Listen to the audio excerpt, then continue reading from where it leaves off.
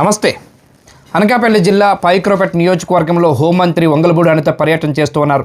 ఈ పర్యటనలో భాగంగా సురక్షితమైనటువంటి జీవితం సురక్షితంగా ఉండాలని మనస్ఫూర్తిగా కోరుతున్నట్టు వంగలపూడి అనిత ప్రజలకి వాగ్దానం చేశారు. మీ జీవితాలను మీరు బాగు చేసుకోండి, మంచిగా ఉండండి, బైకులు కొనడం కాదు, హెల్మెట్ ధరించండి.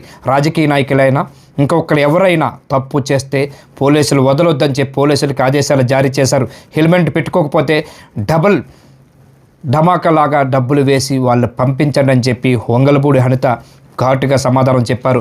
ఎట్టి పరిస్థితుల్లో కూడా బైక్పై ఎవరు ప్రయాణం చేసినా హెల్మెట్ ధరించకుండా ఉంటే వెంటనే డబుల్ ఫైన్ వేయండి అని చెప్పేసి అని వంగలపూడి అనిత పోలీసులకు ఆదేశాలు జారీ చేస్తూ ఆమె వివరాలు ఏంటో చూద్దాం. ఆమె బైక్ ర్యాలీ చేస్తూ మెరిపించారు.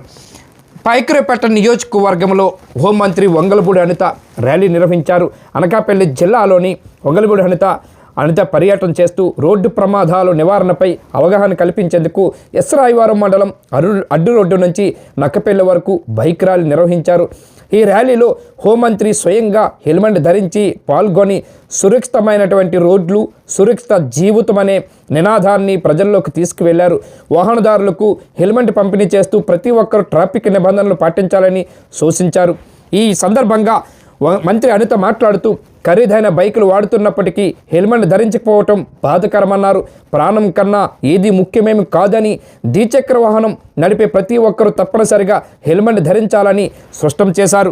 పైక్రోపేటలోని గత నెలలో జరిగిన రోడ్డు ప్రమాదాలు తీవ్ర ఆందోళన కలిగించాయని ఇకపై కఠిన చర్యలు తీసుకుంటామని హెచ్చరిక జారీ చేశారు. నాయకులైనా హెల్మెట్ లేకుండా వస్తే డబుల్ ఫైన్ విధించాలని అధికారులకి ఆదేశాలు జారీ చేశారు.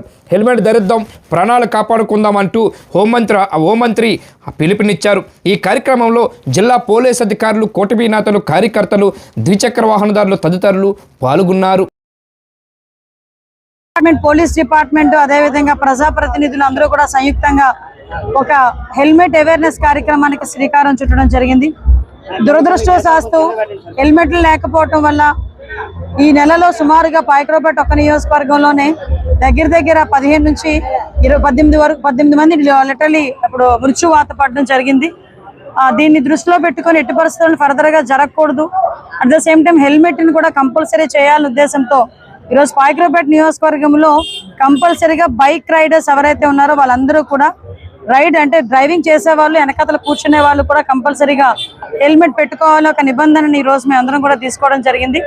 దానికి సహకరిస్తున్న పోలీస్ డిపార్ట్మెంట్కి ప్రత్యేకంగా నేను ధన్యవాదాలు తెలియజేసుకుంటున్నా. ముఖ్యంగా ప్రజాప్రతినిధులందరూ కూడా గ్రామ స్థాయిలో వెళ్ళి ప్రతి ఒక్కరికి కూడా ఈ హెల్మెట్ మీద అవేర్నెస్ కార్యక్రమానికి వాళ్ళు కూడా శ్రీకారం చుట్టాలని, ప్రతి ఒక్కరు హెల్మెట్ ధరించే విధంగా వాళ్ళు పాటుపడాలని మనస్ఫూర్తిగా కోరుకుంటున్నా. ప్రజలకు కూడా ఏంటంటే 2 లక్షల రూపాయలు పెట్టి ఒక బండి కొనుక్కుంటే 300 రూపాయలు పెట్టి హెల్మెట్ కూడా తప్పనిసరిగా కొనుక్కునే పరిస్థితి రావాలి.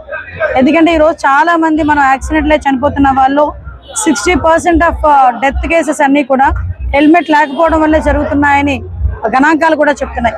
దయచేసి హెల్మెట్ పెట్టుకుంటే ప్రాణాలను రక్షించుకోగలం. ప్రమాదాలు అనేవి కొన్ని సందర్భాల్లో అనివార్యమైనప్పటికీ కూడా ఆ ప్రమాదం జరిగిన తర్వాత కూడా దాని సీరియస్నెస్ కూడా తగ్గించుకునే దానికి హెల్మెట్ అనేది చాలా బాగా ఉపయోగపడుతుంది. తల్లిదండ్రుల దగ్గర నుంచి ఉపాధ్యాయుల దగ్గర నుంచి ప్రతి ఒక్కరు కూడా పిల్లలకి కూడా బండి స్పీడ్ వెహికల్ కొనిచ్చేటప్పుడు కంపల్సరీగా హెల్మెట్ పెట్టుకుంటేనే బండి తాళాలు ఇస్తామనో బండి నడపడానికి అనుమతిస్తామన్న విషయాన్ని కూడా తల్లిదండ్రులు కూడా చెప్పుకోగలగాలి. దయచేసి మేమందరం కూడా డిపార్ట్మెంట్ పరంగా కూడా అన్ని అవేర్నెస్ కార్యక్రమాలు తీసుకుంటున్నాం. దానికి ప్రజలందరూ కూడా సహకరిస్తారని మనస్ఫూర్తిగా కోరుకుంటూ హెల్మెట్ ధరించండి, ప్రాణాలను కాపాడుకోండి.